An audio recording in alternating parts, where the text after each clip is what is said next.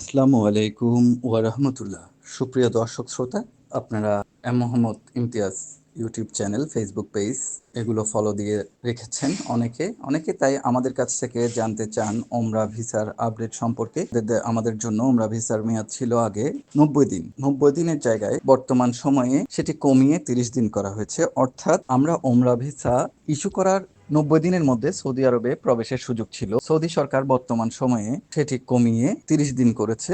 অর্থাৎ ইস্যুর ডেট থেকে 30 দিনের মধ্যে পবিত্র ওমরা পালনের জন্য সৌদি আরবে প্রবেশ করতে হবে, অন্যথায় ভিসাটি বাতিল হয়ে যাবে। সাম্প্রতিক সময়ে অনেকগুলো আপডেট এসেছে। ওমরার ভিসার বিষয়ে খরচ বেড়েছে, বিভিন্ন কড়াকড়ি আরোপিত হয়েছে। বিষয়গুলো আপনারা সবসময় লক্ষ্য রাখবেন। আরেকটি ইস্যু যেটি সবাই খুবই ভোগান্তির মধ্যে পড়েছে, অনেকগুলো মিসপালা এলাকায়, দাখলা এলাকায় অনেকগুলো বড় বড় হোটেল ইতিমধ্যে বন্ধ করে দিয়েছে, যেগুলো বাংলাদেশিদের কাছে বেশ জনপ্রিয় ছিল। মিসপালা এলাকার হোটেলগুলো, অনেকগুলো হোটেল অনুমোদিত হয়নি, অনেকগুলো হোটেলের নসুক নেই, যার কারণে হোটেলের স্বল্পতা রয়েছে। আপনারা সুযোগ হলে একটু অল্প দূরত্বে থাকার চেষ্টা করবেন।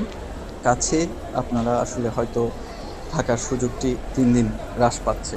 কাছে 5 স্টার হোটেল এবং কয়েকটি হোটেল আছে যেগুলো দামের তুলনায় হোটেলের মান আসলে অনেকটাই প্রশ্নবিদ্ধ। সবাই ভালো থাকবেন, সুস্থ থাকবেন, সুন্দর থাকবেন। সবার জন্য শুভকামনা। ধন্যবাদ সবাইকে।